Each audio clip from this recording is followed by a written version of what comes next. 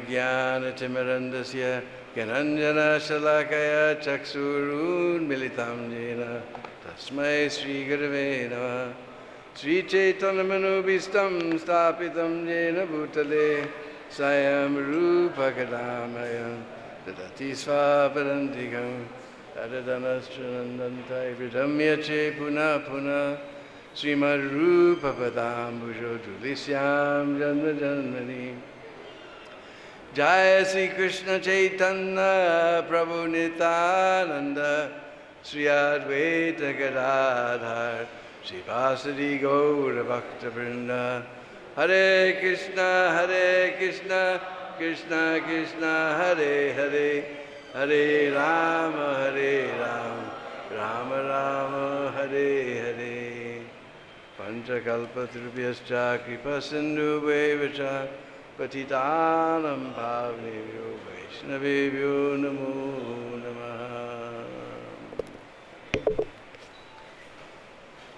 Srimad Bhagavatam ki. So we're continuing with this wonderful program of reviewing one chapter a day of 10th canto and leading up to Sri Krishna Janmashtami.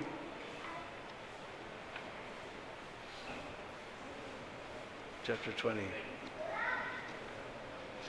And I thought it was chapter 12, which I was prepared. That's some Leela that I know by heart. But I saw rainy season and autumn in Vrindavan is chapter 20. It was one of those chapters, there's not really any Leela, but it's a very interesting chapter.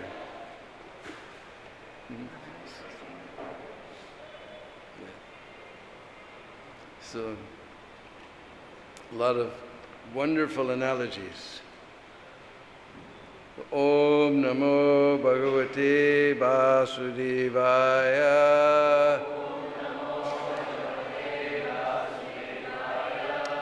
Om Namo Bhagavate Vasudevaya.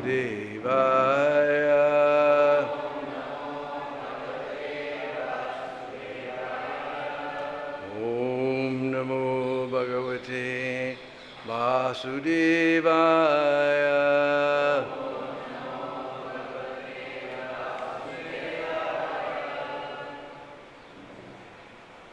The Srimad Bhagavatam, chapter 20, the rainy season and autumn in Vrindavan. To enhance the description of Lord Krishna's pastimes, there's no leela in this, this chapter is to enhance the pastimes.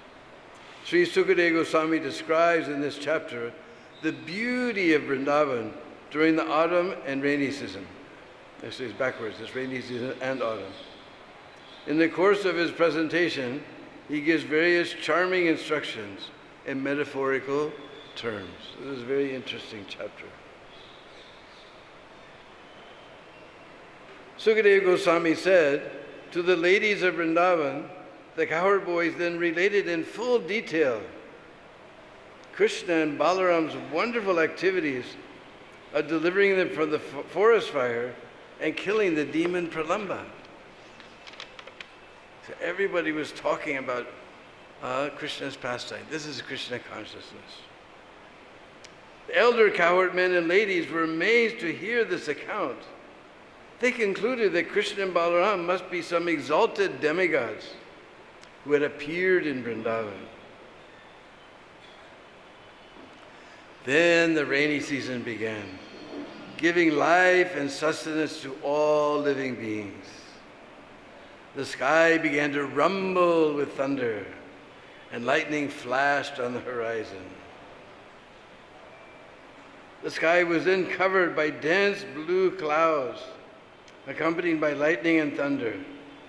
Thus the sky and its natural illumination were covered in the same way the spirit soul is covered by the three modes of material nature. So this is giving example that the sky was covered and we weren't able to see the ordinary luminaries, so it's just like the soul covered by the three modes of material nature. He's no longer able to see Krishna. So there's cloudy sky in the rainy season. We wish.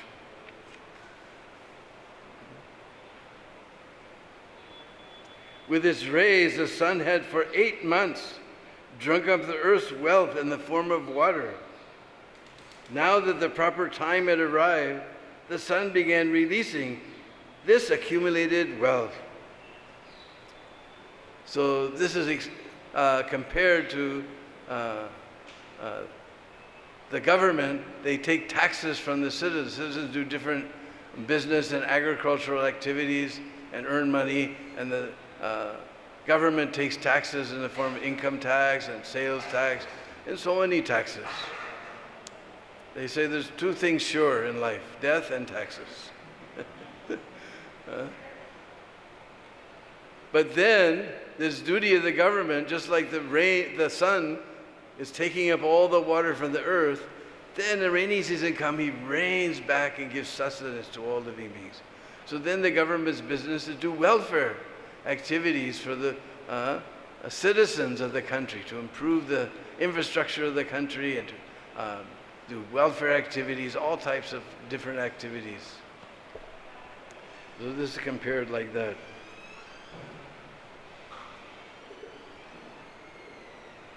Flashing with lightning, great clouds were shaken and swept about by fierce winds. Just like merciful persons, the clouds gave their lives for the pleasure of the world. So they were just like great compassionate personalities who give their life for the welfare of society. The rain poured down upon the parched earth.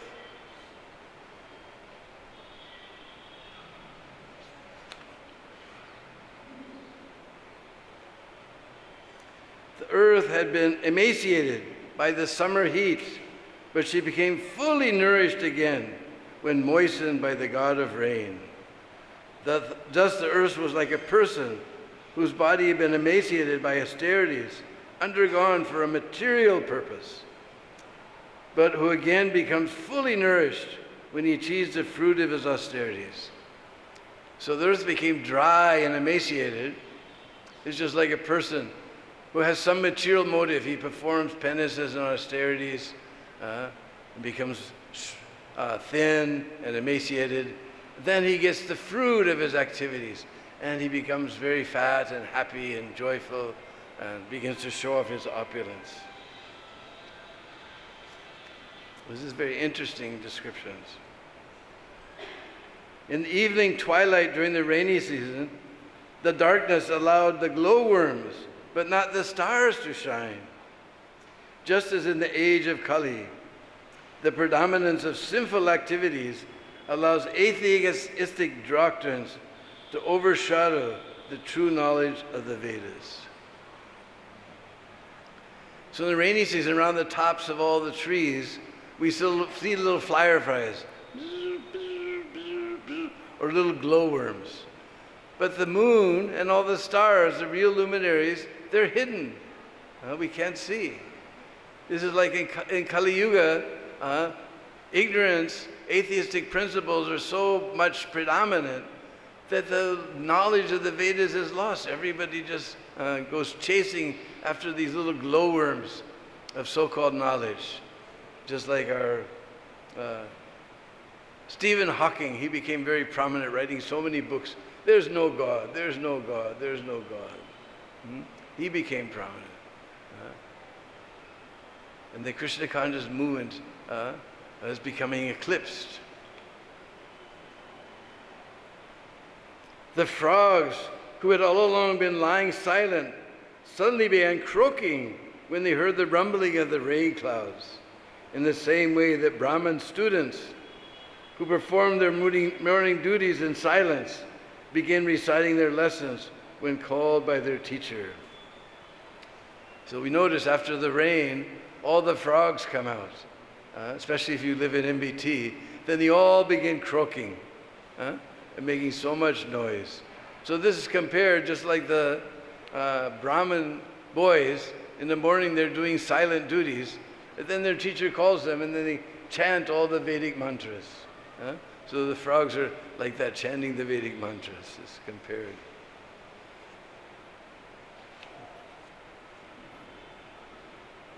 With the advent of the rainy season, the insignificant streams which had become dry begin to swell and then strayed from their proper courses, like the body and property and money of a man controlled by the urges of his senses. So during the rainy season, all the little rivulets that dried up, they become prominent. And they break through their ordinary courses. Just like a man who's controlled by his senses, he breaks through all the rules and regulations to gratify his senses. So the rainy season described like that. The newly grown grass made the earth emerald green. The Indragopa insects added a reddish hue, and white mushrooms added further color and circles of shade. Thus the earth appeared like a person who has suddenly become rich. So during the rainy season, new fresh grass grows and everywhere is green. We see the grass all green. And there's these little bugs. They're reddish. So they climb on the newly grown grass. They make a very beautiful scene. And then little mushrooms come up. And this whole scene is like a person who suddenly became wealthy. He was very poor before, and by some twist of fate, he's become wealthy. Then he becomes very prominent and very beautiful.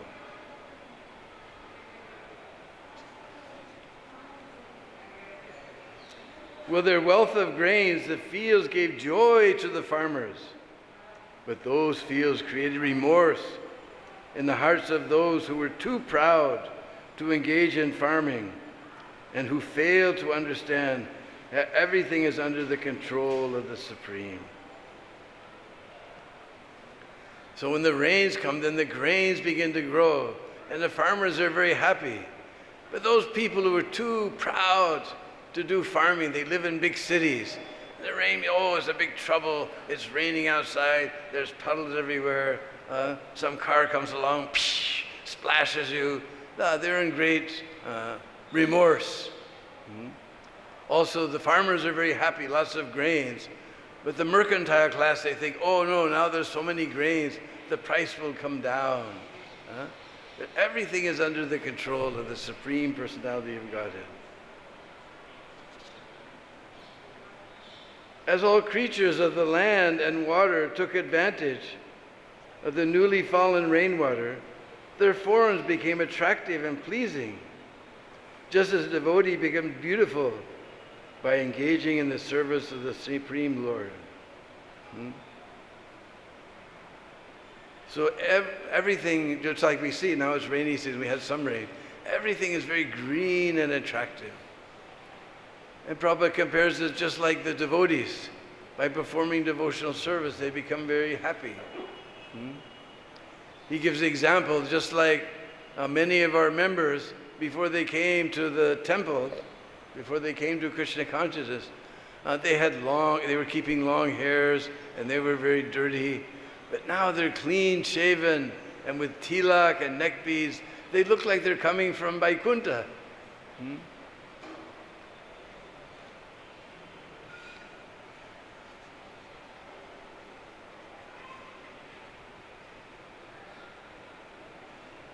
Where the rivers joined the ocean, it became agitated, its waves blown about by the wind.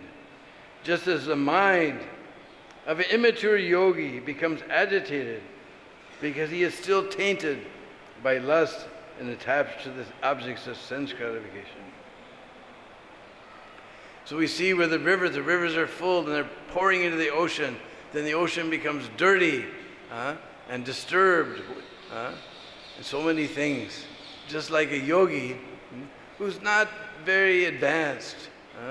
He sees beautiful women or he sees lots of money, he becomes agitated. So like that, the rivers were pouring water in the ocean, the wind was blowing, everything was agitated. So we have to become very full like the ocean. Just like because the ocean, almost so many rivers are pouring water, he still remains the same. But the rivers right at the edge of the ocean, they become agitated. Just like a devotee who's not very mature in devotional service. By contact of women and wealth, he becomes agitated.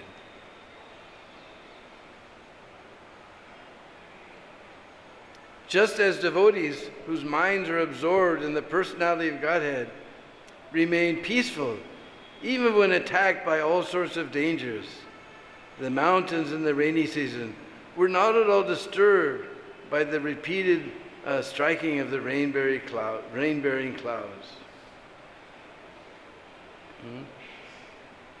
So those devotees were completely absorbed in Krishna consciousness. So many different disturbances and dangers.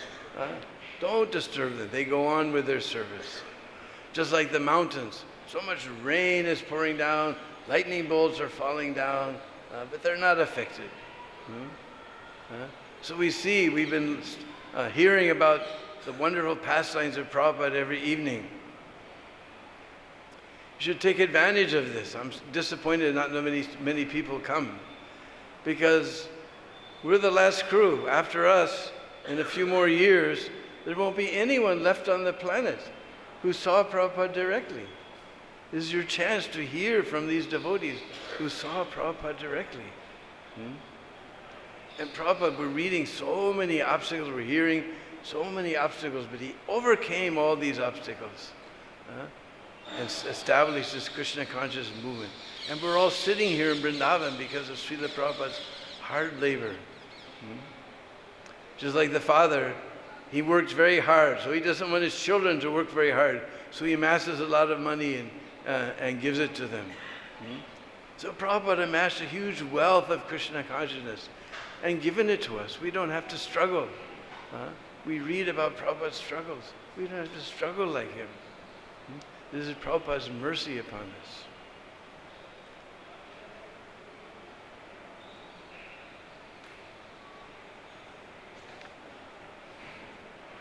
During the rainy season, the roads not being cleansed become covered with grass and debris and were thus difficult to make out. Those roads were like religious scriptures that Brahmanas no longer study and thus became corrupted and covered with the passage of time. So we see during the rainy season all those some of the different roads that aren't used so much, they become covered with grass and it's hard to see them. And this is described just like the Brahmins, they fail to study different scriptures and they become lost and corrupted. So we have a huge task to distribute this pure knowledge that Srila Prabhupada is giving. Prabhupada was fully convinced that nothing else is going to help us in this mature world. People sometimes try to present welfare activities, and Prabhupada would just laugh and say, that's like you have a boil and you blow on it. So maybe you get some comfort from blowing on the boil. But you have to lance it. You have to cut that boil and squeeze out the pus. So we're suffering due to our material attachments. As long as we remain materially attached, we're going to suffer. He gives example, just like somebody is suffering from some type of venereal disease from engaging in illicit sex.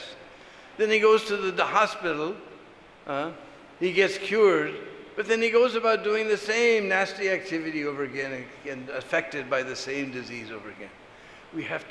This chanting is there to wash out all these lusty desires from our dirty hearts. This chanting is there. We have to chant and take advantage of the associated devotees and not become covered over and lost.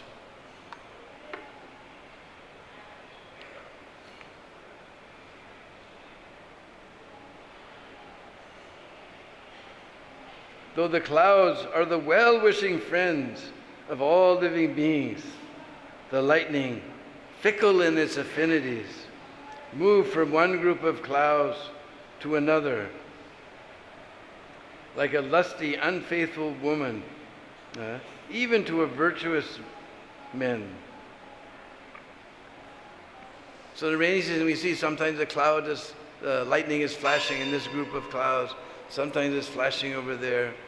So this is compared to an unchaste woman who's sometimes with one man, sometimes with another man.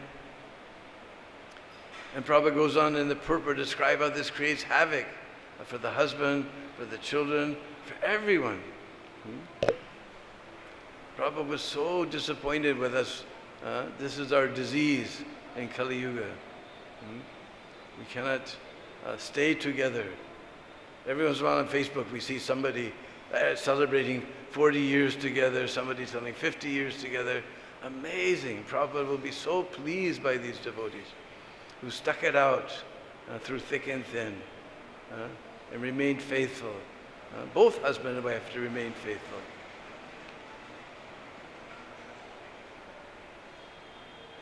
And not be restless like lightning, sometimes shooting here, sometimes shooting there. The other day somehow they showed a picture of lightning hitting the great big tower in New York. What is it called? So lightning's coming here and there and here and there. So we have to remain steady and faithful.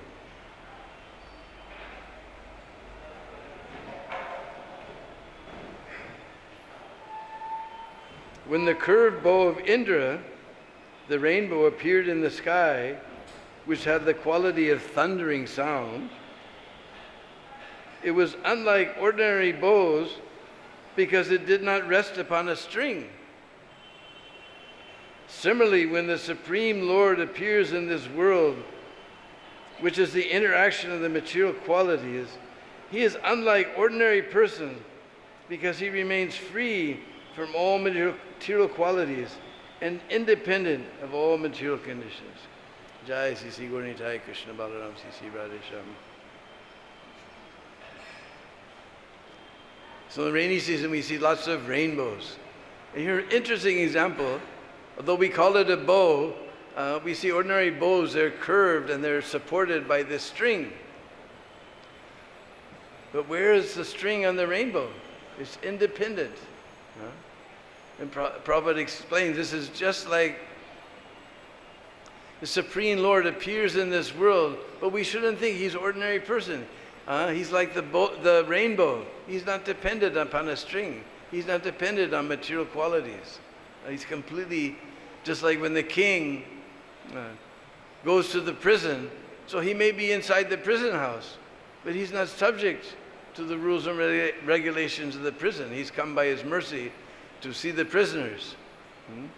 So Krishna appears in this world, not forced. We were quoting that verse the other day. Janma karma cha me divyam evam yoveti tattvata taktva deham punar janma naiti mameti sorjuna. We're going to celebrate Jamashtami very soon. Janma karma. Jamashtami comes from birth. My birth and activity, divyam. Almost like English, divine. Krishna's birth and activities not dependent on material qualities or material reactions. So rainbow can remind us of Krishna. It's so nice, this chapter, giving so many ways to remain Krishna conscious. We see the rainbow, we can think how it's completely independent like Krishna, not dependent upon a string.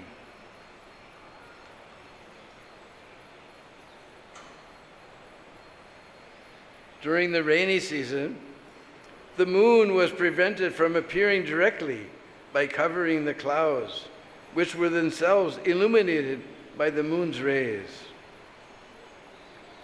Similarly, the living being in material existence is prevented from appearing directly by the covering of the false ego, which is itself illumined by the consciousness of the pure soul.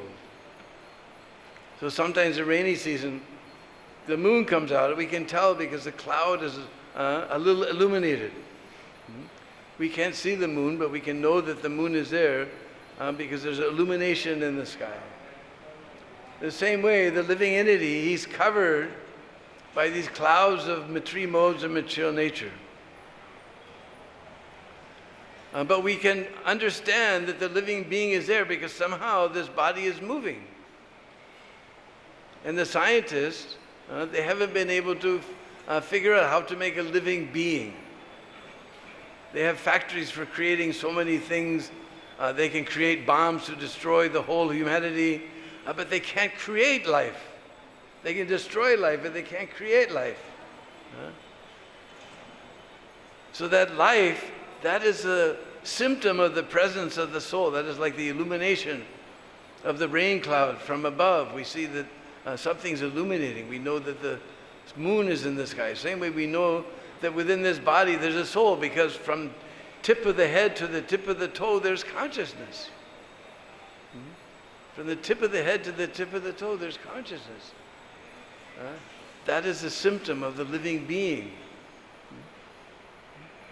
And that cannot be created by the scientist. Just like many years ago there was one movie, and they showed one man, he had a heart attack, and they injected him with some injection, still he didn't come back. Then bam, bam, they gave some electric shock. They did so many things. But once you're gone, you're gone. You cannot, the scientists are unable to bring the soul back. It's not a quality of material nature that you could put some injection, or you give some shock, or you do this, or you do that. But we can know the soul is there by consciousness. Consciousness is the sunshine of the soul, or in this case, the moonshine of the soul.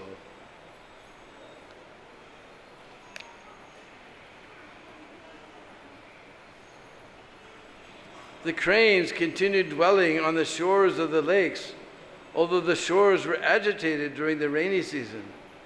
Just as materialistic person with contaminated minds always remain at home despite so many disturbances there. So all the water birds, they're very disturbed because the shores are, sometimes the water comes up and sometimes it goes down, it leaves all kinds of debris. So much trouble is there, but they stay on the shore.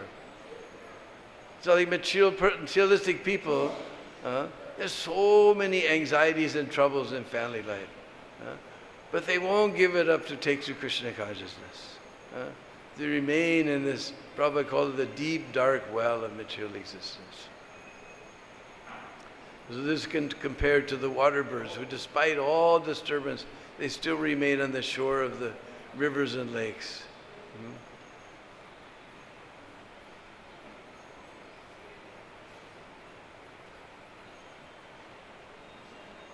When Indra sent forth his rains, the floodwater broke through the irrigation dikes into the agricultural fields, just as in the Kali Yuga, the aesthetic false theories break down the boundaries of Vedic injunctions. So the farmers, they build so many dikes and boundaries so that the water will flow properly and do beneficial for the fields. But now so much rain has come, they break the dikes and they flow here and there. Just like those who are in Kali Yuga, they're atheistic, they're breaking through all the rules and regulations of the Vedas. And they think that is wonderful. Just like Prabhupada, he decided, everybody else went to London, but I want to go to New York. New York is Kali Yuga ki Rajdhani. This is the capital of Kali Yuga. Breaking our four regular principles is daily life in New York. Everybody drinks like it was water. Just like one time, during Mayapur, the old Mayapur Vrindavan festival, we came to Vrindavan, and we were all staying at Fogal Ashram. Now, I don't think anybody even looks at Fogal Ashram from the side of their eye, corner of their eye, but we all stayed there in Fogal Ashram. We all came on a plane together, We have a bus pick us up at the airport, brought us to the airport together. They gave us rooms in Fogal Ashram. Then we would come down because the temple wasn't finished in 74, but Prabhupada's rooms were somewhat finished. So we would come down to Prabhupada's rooms. And then in the evening, we were walking back. And I saw some 3 Brijbasis, men and women, walking in front of me. And they were sort of walking like this and bumping into each other. And I thought, in New York City also, we see people walking like that. And they're completely intoxicated. So I came up behind them to see what was going on. They were chanting, Radhe, Radhe, Jai, Jai, Si Radhe. They were completely intoxicated with Radha's name. The people in New York, they walk around like that also. But they're not chanting Radha's name. Maybe Johnny Walker. But not Radha's name. From morning to night. And gambling, everybody's playing the what is that they call the numbers or something? So many, Lottery also, lottery, but there's some special thing in New York where you pick some, Powerball. Even I don't know about that. Everybody's in some form of gambling.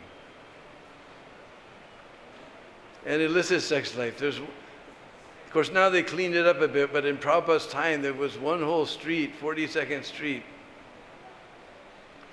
1 kilometer, nothing but naked dance show. 1 kilometer, naked dance show. Last time I went to Times Square, I was shocked. Some girls came by, and then when I looked twice, they had no clothes on. They were just painted. I was shocked. Whew. After living in Vrindavan for so long, and these girls came by completely stitchless.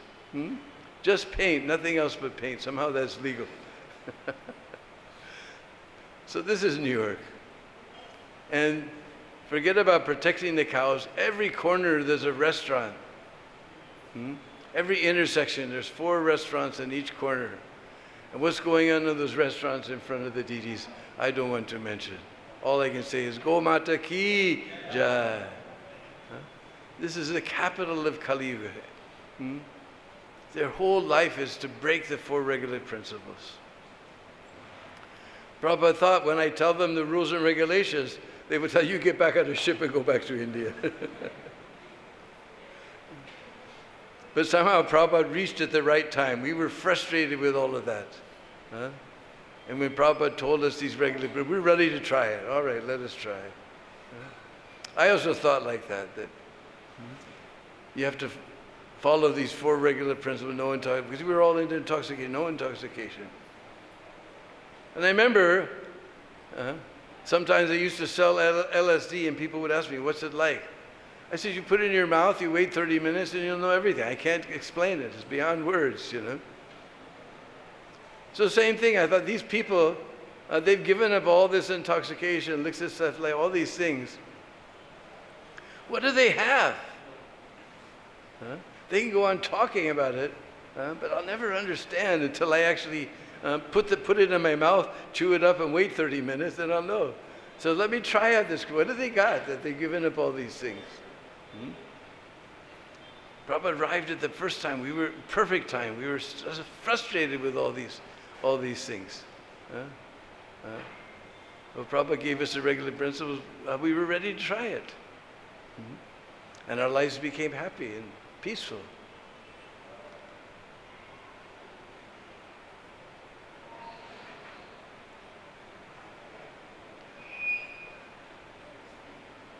The clouds, impelled by the winds, release their nectarine water for the benefit of all living beings, just as kings, instructed by their Brahmin priests, dispense charity to the citizens.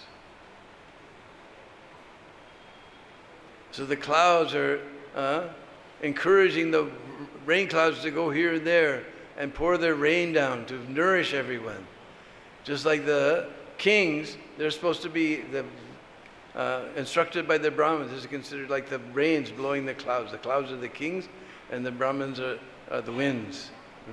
The Brahmins are giving advice how to protect the citizens and do welfare for the citizens. So this is the description. It is so amazing, this chapter actually.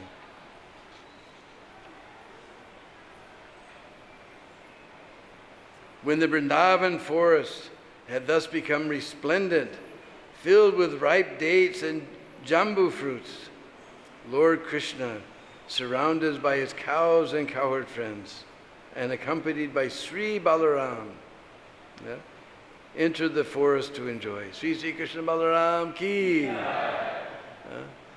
So we just heard this beautiful description of the forest of Vrindavan in rainy season. Now Krishna and Balaram, along with all their friends, they came in this beautiful Vrindavan forest to enjoy.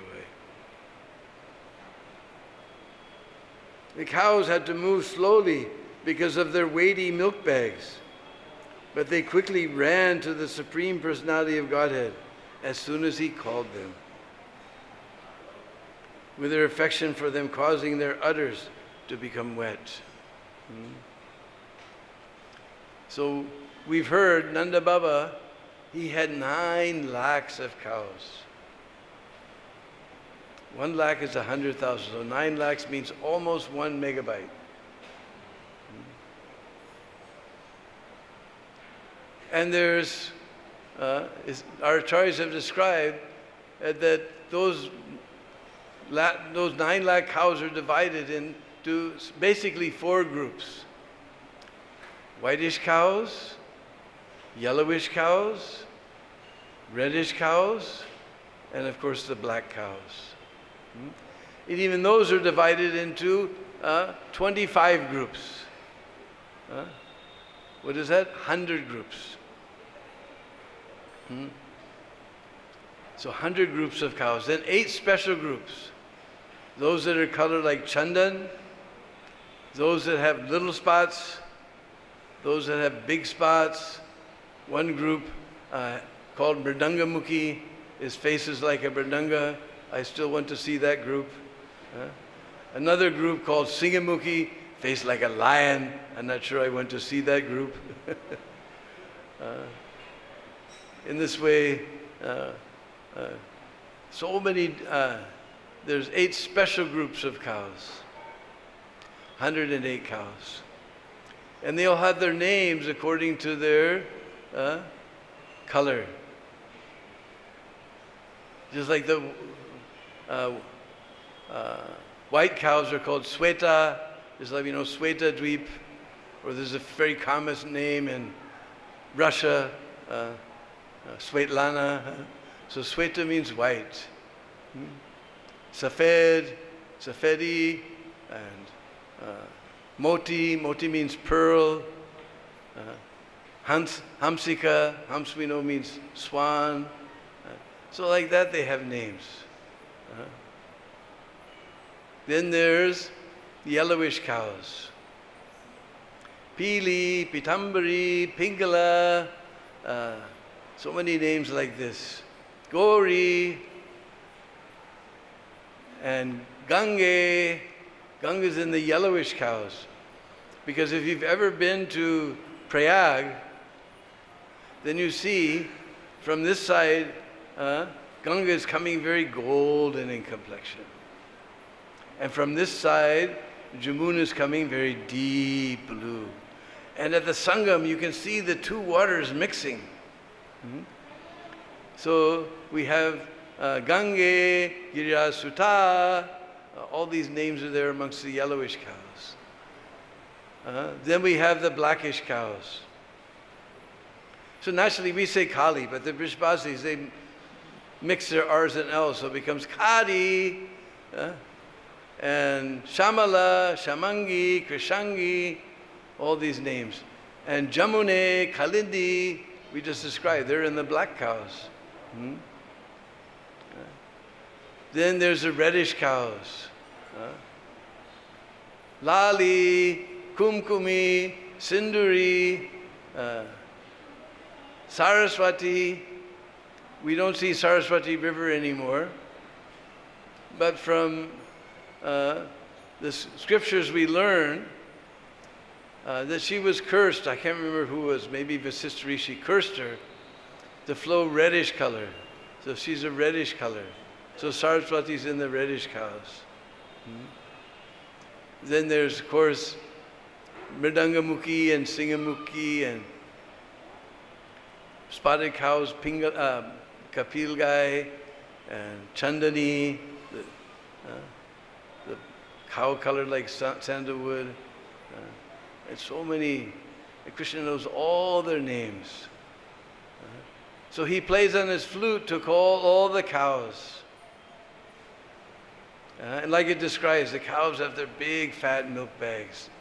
And they all come running. Then Krishna has a special japa mala with 108 jewels. Just like we all have Tulsi mala, he has 108 jewels. And he puts his finger on the nose of each group leader and counts one bead. When he sees that all 108 have come, then he sees if every cow has come. He knows all their names.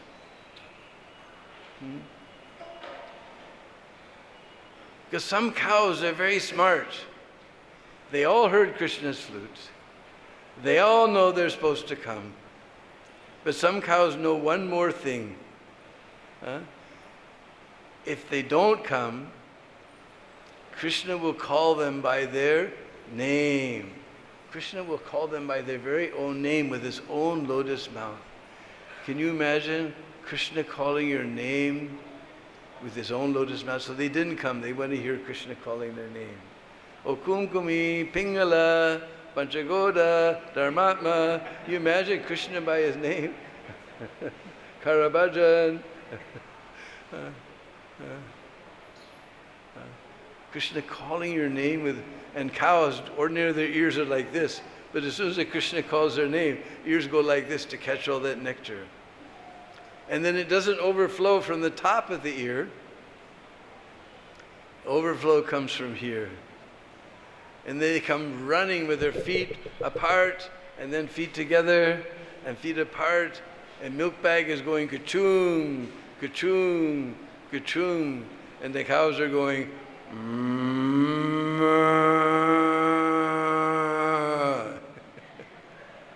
So this is Krishna calling all the cows with the big fat milk bags.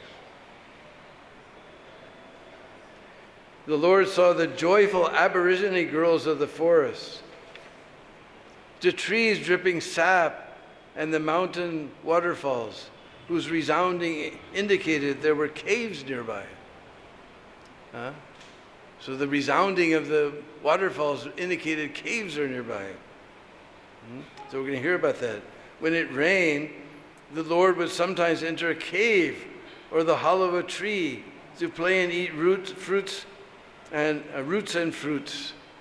The Prabhupada explains here that sometimes in the rainy season, certain vegetables that are just roots and tubers, they become very juicy. So the cowherd boys, I've seen it practically, Brijbasi young boys, 24 hours a day they're hungry. So they would just go over down the hill eating fruits and roots.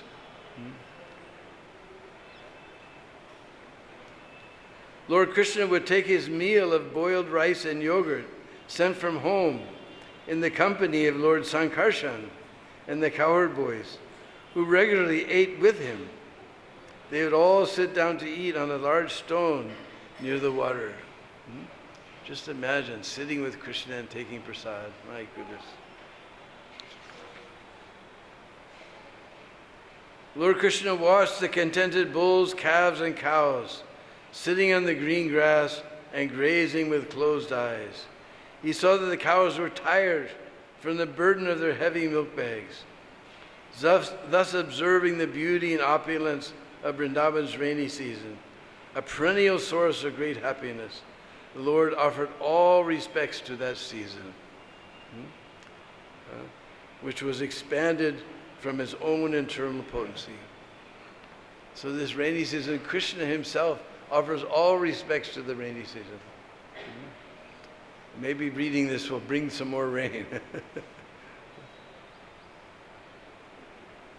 While Lord Ram and Lord Keshava were thus dwelling in Vrindavan, the fall season arrived, when the sky is cloudless and the water clear and the wind gentle. In the rainy season, all the water becomes disturbed with dust and dirt and leaves and branches and twigs. In the fall season, all the water becomes very crystal clear. So Lord Krishna and Balaram, they saw these nice crystal clear water. The autumn season, which regenerated the lotus flowers, also restored the various bodies of water to the original purity, just as the process of devotional service purifies the minds of the fallen yogis when they return to it.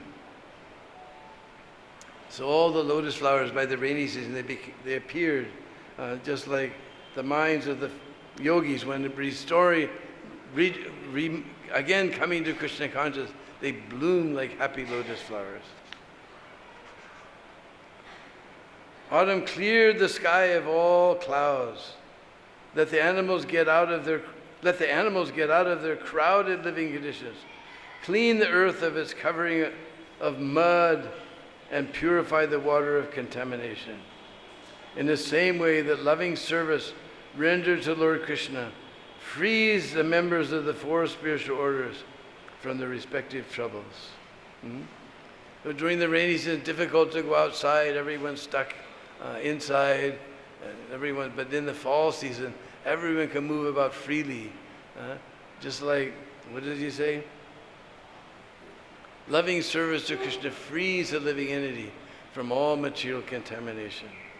There's so many nice way to think about the fall and rainy season.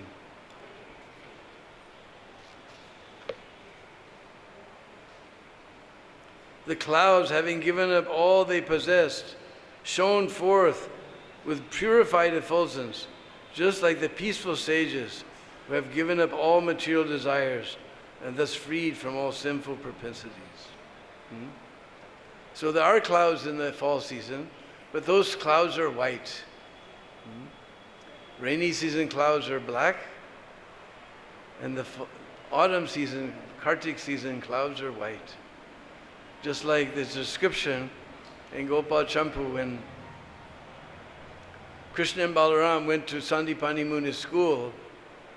When they approached the school, Sandipani Muni was sitting like the moon with all the stars, or Brihaspati surrounded by the sages.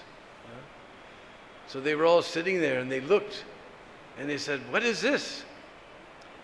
The rain clouds of the rainy season and the rain clouds of the fall season have come together. Seeing Krishna and Balaram, they gave this analogy. The rain clouds of the autumn season, the rainy season, the black ones, have come with the white ones.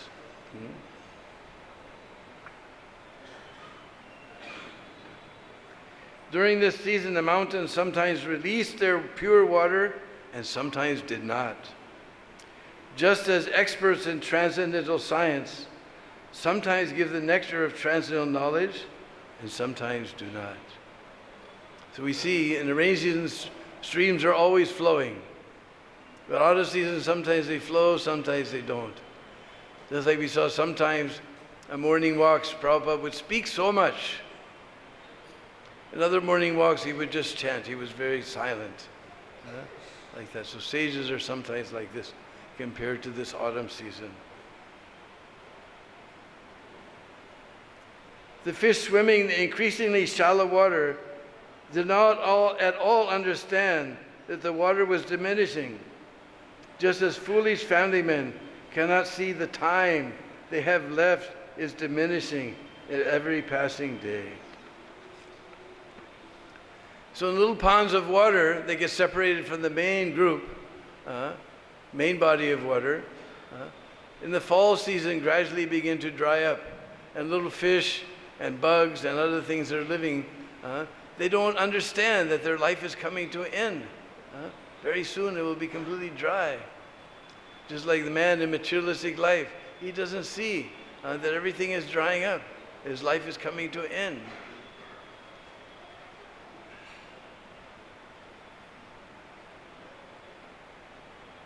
Gradually, different areas of land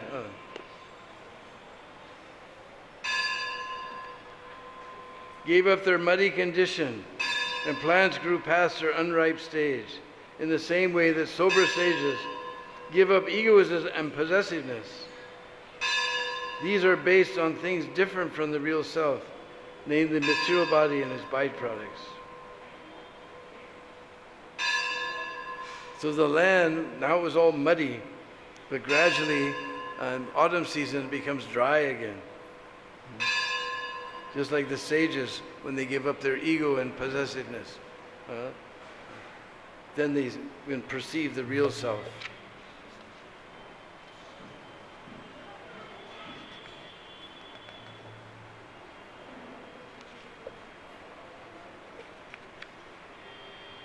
So it's not far to the end. We'll read to the end because autumn season is very nice. With the arrival of autumn, the ocean and lakes became silent and their water still, just like a sage who has desisted from all material activities and given up his recitation of Vedic mantras. In the same way, the practitioners of yoga bring their senses under strict control to protect their consciousness from flowing out through the agitated senses. The farmers erected strong mud banks to keep the water within their rice fields from draining out. The autumn moon relieved all creatures from suffering caused by the sun rays, just as wisdom relieves a person of misery caused by his identifying with his material body, and as Lord Mukunda relieves Vrindavan ladies of the distress caused by their separation from him. Free of clouds and filled with clearly visible stars, the autumn sky shone brilliantly, just like the spiritual consciousness, the one who has directly experienced the purport of Vedic scriptures. The full moon shone in the sky surrounded by stars, just as Sri Krishna, the Lord of the Yadu dynasty, shone brilliantly on the earth, surrounded by the Vrishnis. Except for the gopis, whose hearts had been stolen by Krishna, the people could forget their suffering by embracing the wind coming from the flower-filled forest. This wind was neither hot nor cold. By the influence of the autumn season, all the cows, does, women, and female birds became fertile and were followed by their respective mates in search of sexual enjoyment. Just as activities performed for the service of the Supreme Lord automatically followed by all beneficial results. O King Parikshit, when the autumn sun rose, all the lotus flowers blossomed happily, except for the night-blooming lilies. Just as in the presence of a strong ruler, everyone becomes fearless, except for the thieves. In all the towns and villages, people hold great festivals, performing the Vedic fire sacrifice for honoring and tasting the first grains of the new harvest, along with similar celebrations that followed the local custom and tradition. Thus the earth, rich with newly grown grain, and especially beautiful by the presence of Krishna and Balaram, shone beautifully as an expansion of the Supreme Lord. The merchants, sages, and kings and brahmachari students, kept in by the rain, were last freed to go out and attain their desired object. Thus as those who achieve perfection in this life, when the proper time comes, leave the material body and attain their respective forms. So everybody's kept inside, nobody can move, the roads are wet and this and that. But now everyone's free to move about and achieve, the merchants can achieve selling their wares, and the devotees can preach the glories of Sri Krishna. Sri Krishna Balaram ki. So this is an amazing chapter of 10th canto, all about the rainy season, autumn season in Vrindavan. So anybody has any questions? Was that one book, Illuminations, made from this chapter? Maybe. There's another book that from this chapter it was Great Wisdom, Prabhupada's Great Wisdom, called Illuminations. Was it?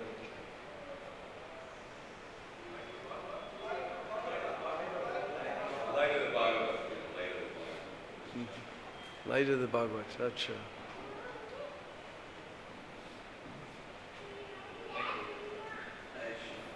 I was a little disappointed when I first realized that this chapter doesn't have any leelas, but actually reading this chapter is full of nectar. It's full of nectar.